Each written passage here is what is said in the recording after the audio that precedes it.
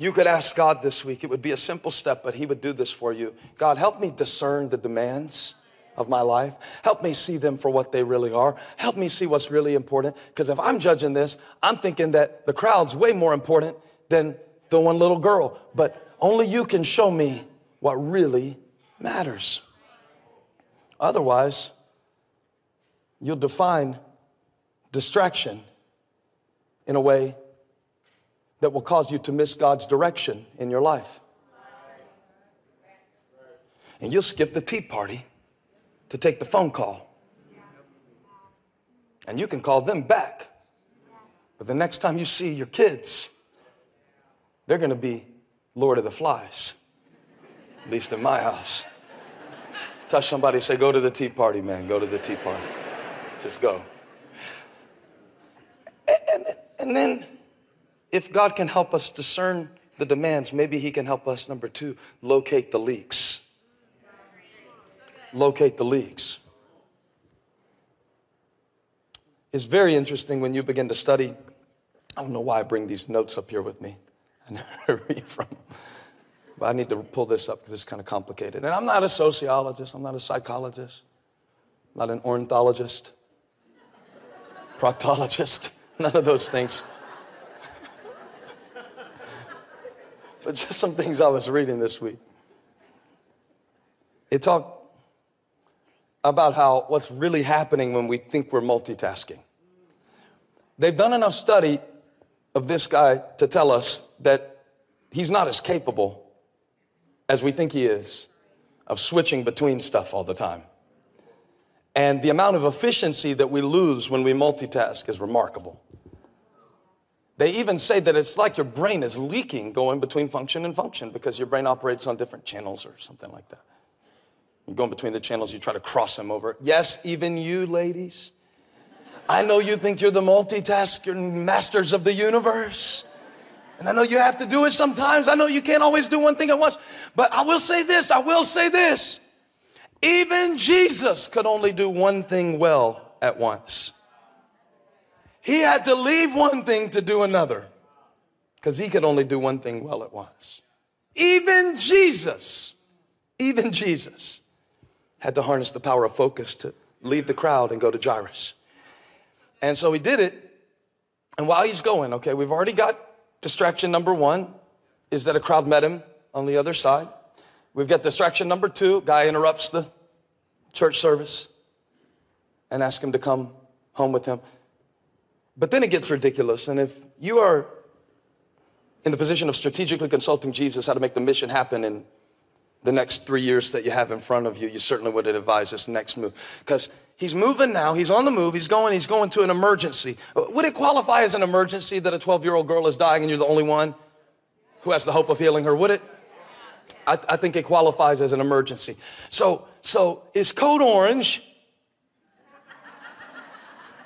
It's code orange situation, and Jesus is on the move, and the entourage is trying to get him through the crowd quickly. A large crowd followed and pressed around him, 24, and a woman, she's not important. She doesn't even have a name. Not in this culture, she's not important.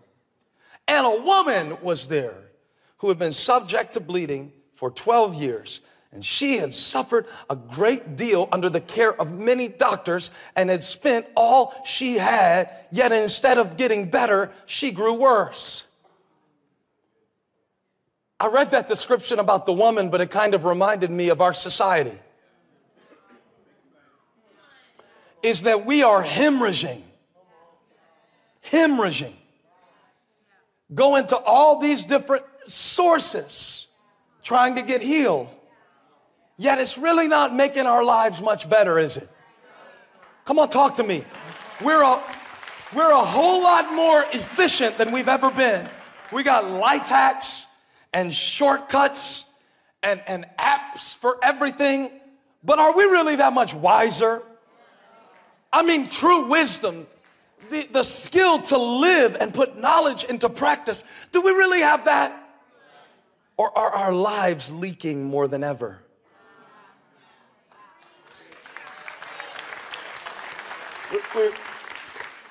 We're leaking life is what's happening, switching between stuff all the time. We're leaking life.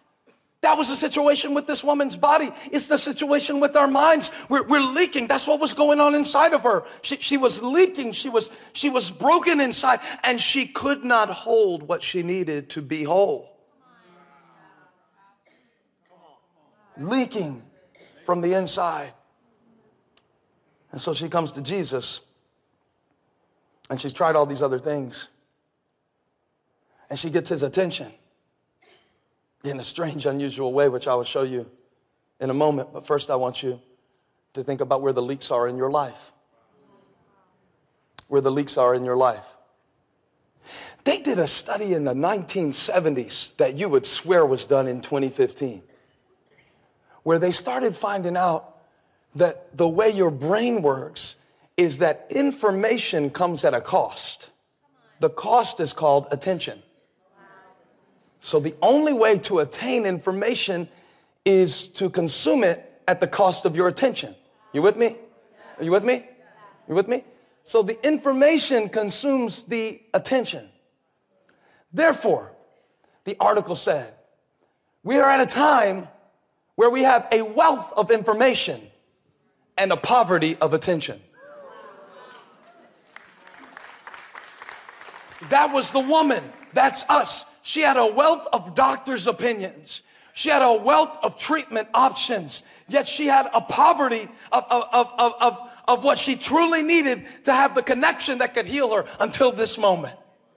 Until this moment. And in this moment, she presses her way. Now think about all the distractions that she would have had to overcome just to even get in the vicinity of Jesus. All of the people telling her to get off of her hands and knees. All of the people telling her, hey, there's an emergency in progress. Don't you see the flashing lights? Don't you see the sirens? Don't you see the Escalades lining up? The president is on the move. Jairus' daughter is sick. Jairus is very important. Jairus' need is urgent. And what I can't get about the whole passage is she does something inappropriate.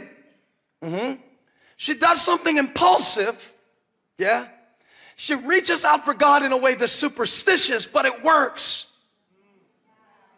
It works.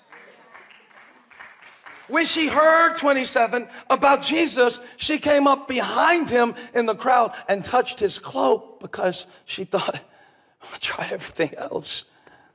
Maybe if I connect with this, if I can just touch his clothes, I'll be healed. You know, immediately, the hemorrhaging came to an end. And immediately, the divine presence of Christ was able to locate the leak that none of the doctors could plug. And immediately, her search for her source was over and her need was satisfied. Wow. I love the Bible. Come on, read the Bible. Read it this week. Read the Bible this week. Read it and put yourself in the situation and think about how you're like this woman. And think about how you want to be more like Jesus. And think about what it must mean that this woman had her issue that had been incurable for over a decade stopped in a moment that the Savior became distracted with her desperation. And she felt in her body that she was freed from her suffering. You know what freed her? Her focus. She was finally freed because she got the right focus. Man, there's something strong on me today to teach this. I taught it last night. I told Holly, I said, I don't think I'll do it better than that, but there's something, you're pulling something out of me because I want to tell you something. Freedom comes from focus. Focus brings freedom. Focus on fear, you'll always be a prisoner. Focus on faith, and nothing in the world can keep you locked down. And this woman, when she got the right focus, she got set free. Come on, I believe God wants to set your focus free today.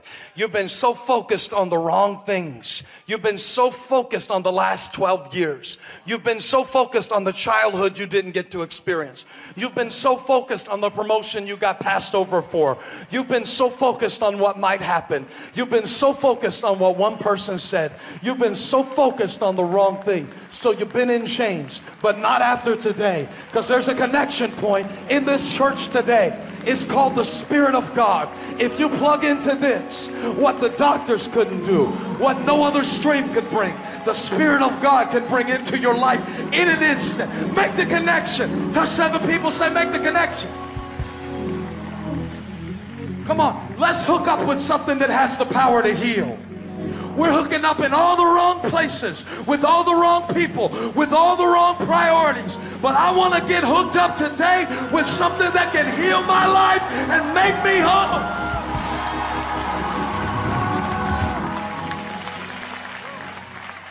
Watch Jesus. And at once, Jesus realized that power had gone out from him. He turned around. In the crowd. Everybody say crowd. You're going to miss the best part, I'm telling you. I'm going to do better in a minute.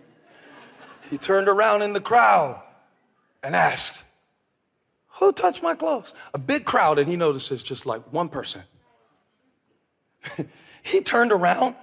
Remember, this is life or death. This is not a tea party upstairs. This is life or death. There's a crowd, you remember Michael Jackson back in the day when they used to show him like show up a place and there would be like a mob scene. Do you remember this? Please tell me you know who Michael Jackson is, Ruben. Jesus. I was about to lay hands on him. But he's in that kind of scene. Maybe you've seen it with a more current celebrity. You know, your Elvis Presleys, the heartthrobs of today.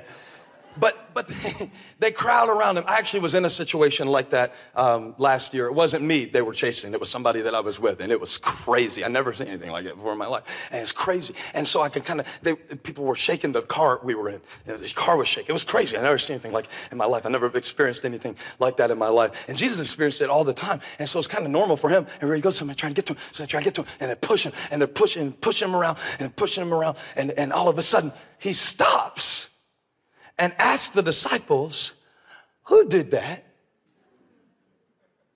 Verse 31, really? His disciples asked. Are you so serious right now? You want us to find out who touched you? A better question would be, who didn't touch you?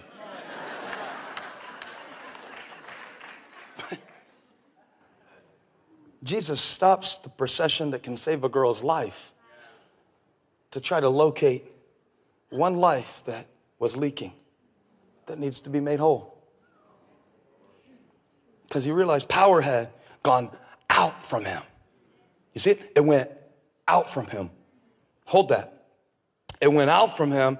When it went out, he turned around. When it went out, he turned around in the crowd and said, who touched my clothes? The disciples said, it's going to be impossible for us to ascertain that, sir. We suggest that you keep moving in full direction toward Jairus' house. This is a woman. Jairus is a man. Jairus is a leader. This woman is bankrupt. She cannot contribute to your ministry. She has nothing to give. She is not a person of influence. In order to impact the world, we're going to have to infiltrate the key cultural centers, starting with the Jewish synagogues. And Jairus has a position which is helpful to us. And perhaps if we can do this for him, let's get this show on the road. But Jesus, 32, kept looking around to see who had done it. To see who had done it. And then the woman, knowing what had happened to her, came and fell at his feet, and trembling with fear, told him the whole truth.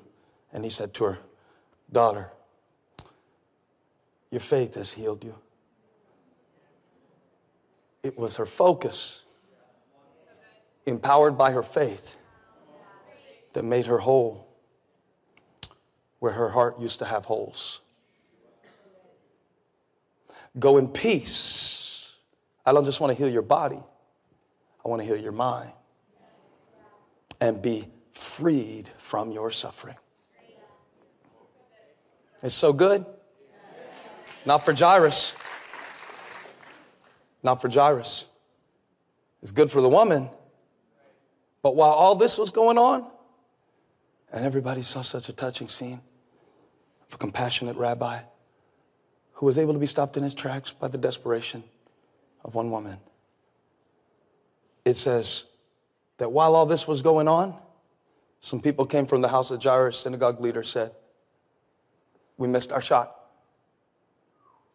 Your daughter is dead. Leave Jesus alone. See, the thing about life, no, that's what happens. Is that while we're trying to get one thing to live, it's always at the expense of something else. And this is what's hard about living. It's what's hard about focus. Like, I need to make some money right now, babe. And I would love to be around more, but I need to do this for us, for our future, for our family.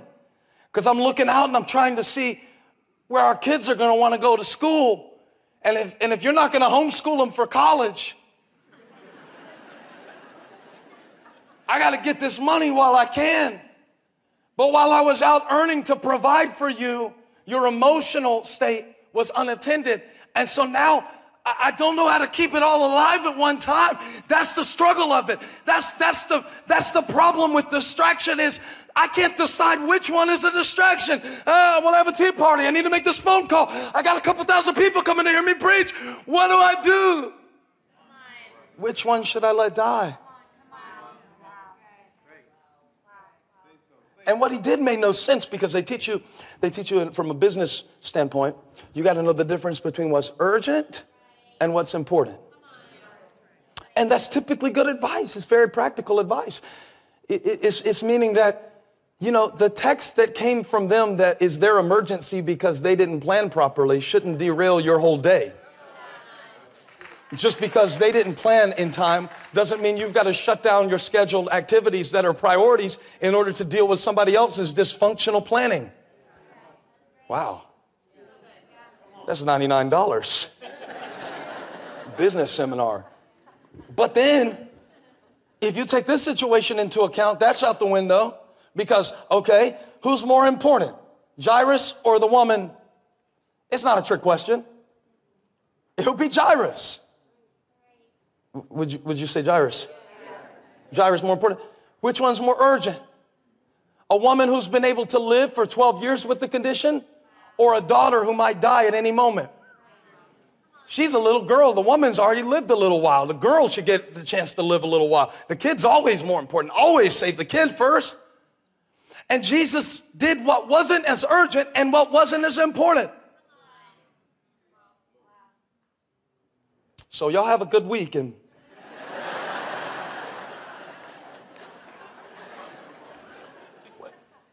why? How? What? So what? Okay, here's what you do. Pursue the pull. Pursue the pull. Jesus is in a crowd being pushed down the street. Jesus is in a crowd being pushed along the way. Jesus is in a crowd. Everybody is pushing, but one woman pulled. One woman pulled. Life is always pushing you in many directions. People pushing you to be this and pushing you to do that and buy me and eat me and tweet me and sell me and watch me and stream me and check me and respond to me and Snapchat me and dub and me and just me. And God wants to give you the ability in a world that is crowded with people and priorities that will push you in every direction to perceive the pull of his power that he's trying to release out of your life. Everybody else was pushing toward Jesus. But when something pulled from Jesus, it pulled. Have you ever felt the pull of the Spirit of God? Have you? Because I have. I believe it's because in my life, of all the things I could have done with my life, God pulled on me to start this church. God pulled on me to preach the gospel. I'm sure I could have got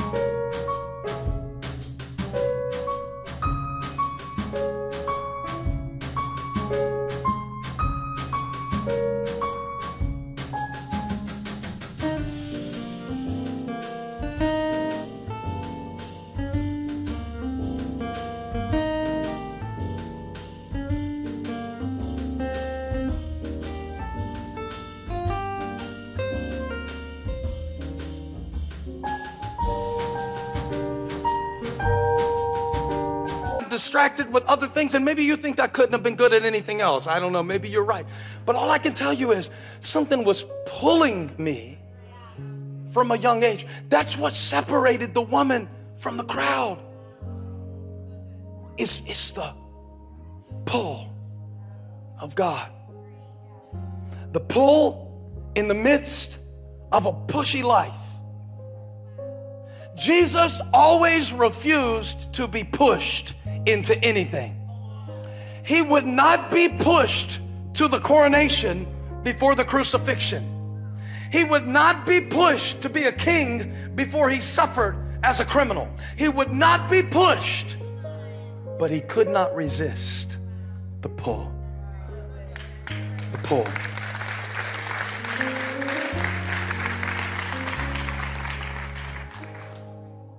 All the demands of life are impossible to categorize or anticipate. Some of the moments that are the most meaningful will come on the porch when you've got a sermon to prepare and a conversation to have. But when you feel that pull, the pull, pursue that. Not what Peter and James and John think you should do next. Pull. The Latin word for distraction is pulled apart. The word for attention in Latin is reach toward. Yeah. So Jesus, being pulled, didn't allow it to pull him apart, but he reached toward the revelation of what God had called him to do next. Hey, thank you for watching. Make sure you subscribe to this channel so you don't miss a single video or live stream, and share this video with a friend. And don't forget, you can join me live every Sunday. Thanks again for watching.